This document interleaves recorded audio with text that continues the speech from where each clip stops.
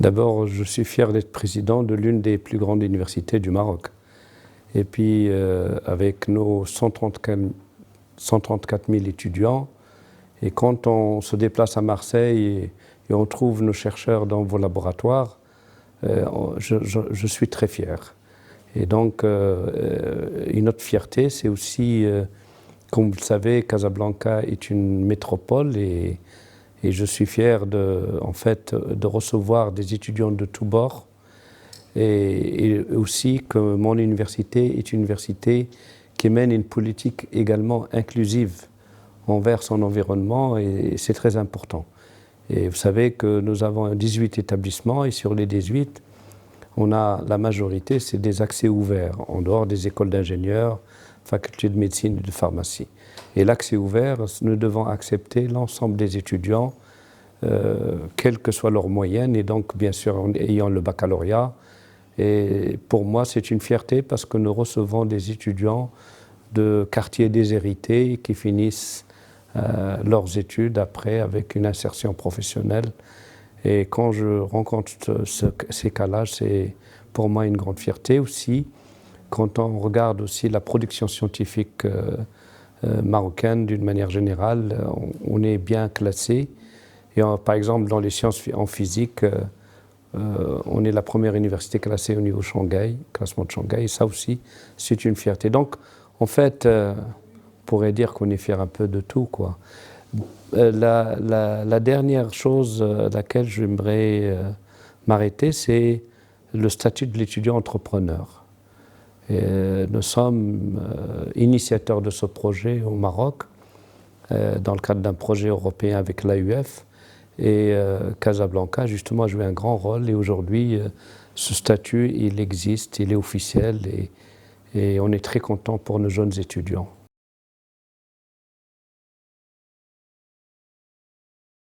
Alors l'engagement avec la ville, d'abord au niveau académique.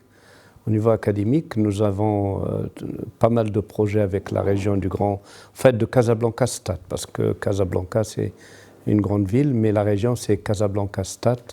Et donc dans cette collaboration avec la région, nous menons une politique d'insertion de nos étudiants, et notamment en matière d'entrepreneuriat. Et donc, nous avons un projet un peu tripartite, région, CGEM, c'est la Confédération des entreprises du Maroc, et notre université. Et dans ce cadre-là, on propose donc des projets de recherche-développement où l'entreprise finance un peu les moyens, l'équipement, et puis la région, les bourses. Et nous, bien sûr, la cité d'innovation où l'étudiant peut développer cette recherche au profit de l'entreprise. Donc ça, comme j'ai dit tout à l'heure, le côté entrepreneurial est pour nous est une priorité parce que c'est aussi de l'auto-emploi pour nos étudiants. La deuxième, par rapport comme j'ai dit tout à l'heure, à l'inclusion, il y a bien sûr le côté culturel également. Et nous organisons chaque année deux événements. Le premier concerne le théâtre, c'est le Théâtre international et universitaire de Casablanca. Et en fait, cet événement, il est organisé au sein de la ville. Et donc dans tous les quartiers du Grand Casablanca, également l'événement concernant l'art vidéo. Donc ce sont des actions que nous menons pour faire rayonner un petit peu la ville et aussi faire participer surtout les quartiers comme Moulay Rachid, Sidi Atman, Casablanca, Sidi Moumen, qui sont des quartiers quand même déshérités, où on mène ce genre d'action pour créer un petit peu des événements culturels et aussi penser à cette population qui n'a pas souvent l'occasion d'aller au théâtre. Voilà un petit peu les deux choses. Bien sûr, il y a bien sûr la partie recherche-développement, on s'intéresse aux questions qui touchent la ville, que ce soit au niveau de la protection de l'environnement, problèmes d'assainissement, c'est-à-dire des problèmes qui touchent directement le citoyen. Voilà un petit peu en priorité les choses dont je voulais vous parler aussi. En ce moment de pandémie, évidemment, il a fallu que l'université soit là pour participer. Comme vous le savez, la France d'ailleurs a connu ce problème des masques et donc nous, on a contribué par rapport aux masques, par rapport également, vous savez, aux extracteurs d'oxygène. On a contribué à ces choses-là grâce à nos ingénieurs et chercheurs pour justement atténuer l'impact de cette pandémie que vit le monde actuellement. Voilà.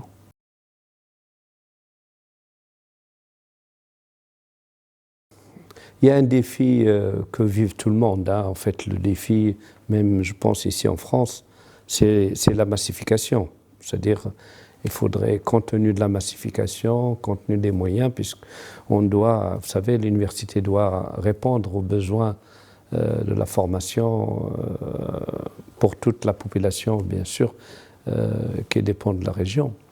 Ça, c'est un défi, évidemment, mais le plus grand défi, c'est aussi de participer au développement, comme j'ai dit tout à l'heure, de la région, mais aussi le développement national. Mais surtout, et il ne faut pas l'oublier, parce qu'une université qui n'est pas internationale, évidemment, ça, c'est notre priorité également. Parce que, comme vous le savez, avec l'internationalisation de l'université, on peut répondre mieux aux besoins régionaux et aux besoins nationaux par rapport, que ce soit par rapport à la recherche, par rapport aux découvertes que vous connaissez, que ce soit par rapport à la formation.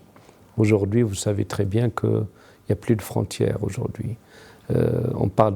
Maintenant, on ne parle plus de frontières, on parle de souveraineté sanitaire, on parle de souveraineté alimentaire, on parle de toutes des nouvelles souverainetés dont on ne parlait pas avant.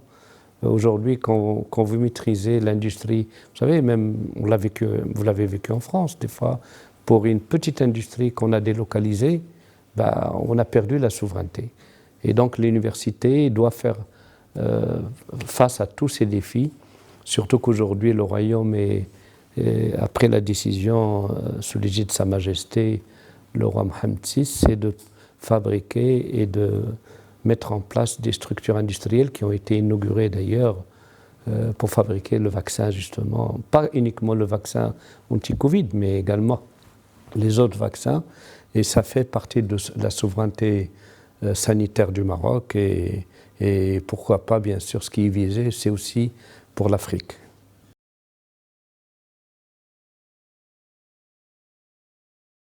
Pour nous, Civis, il est venu,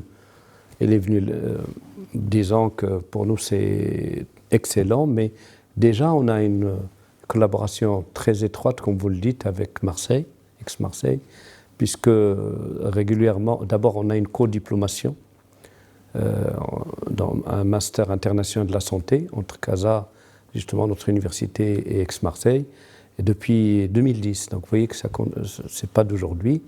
Et nos étudiants suivent les mêmes cours qu'ici à Marseille. Et il n'y avait pas de pandémie, mais nous, on avait déjà pris la décision de le faire à distance, puisque nos étudiants, ils sont sur place.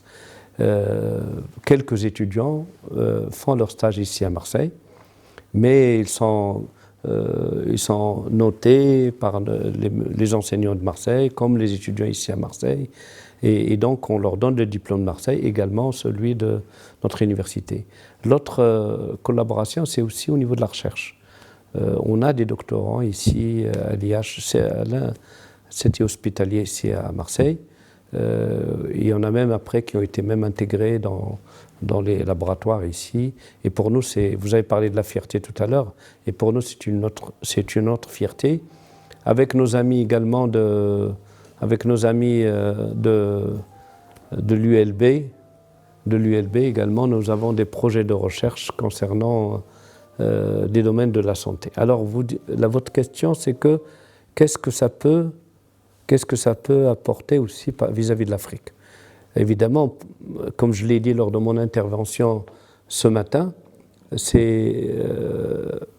Civis, il est venu à pic pour encourager aussi cette collaboration sud-sud, qui n'existe pas toujours, malheureusement.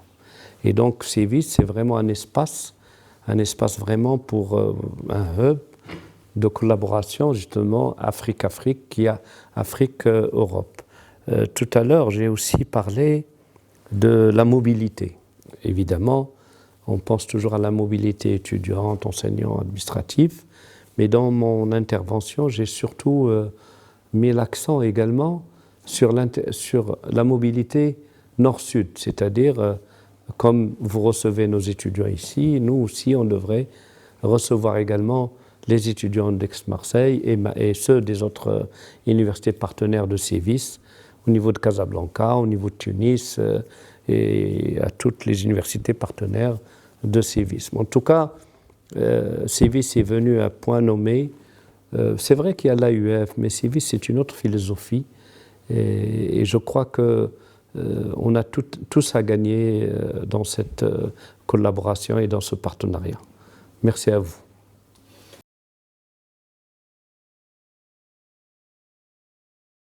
Notre espoir, c'est d'abord de consolider nos collaborations. Ça, c'est sûr. On est confiant puisque, comme je vous dis, avec Aix-Marseille et avec l'ULB, déjà, ça dure depuis plus d'une dizaine d'années. Donc ça, déjà, on a beaucoup d'espoir là-dessus, mais également par rapport à un certain nombre d'actions que nous avons déjà commencé nous-mêmes, déjà, par rapport à la formation. Parce que souvent, c'est vrai que la recherche, on arrive facilement à développer la collaboration, mais en matière de formation, ce n'est pas toujours évident.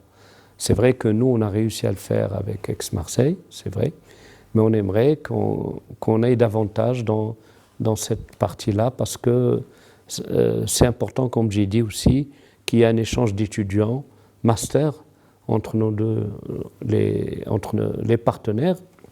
Et comme je dis tout à l'heure, consolider également ce lien sud-nord, sud-sud. En fait, il faut que ça soit dans les deux sens.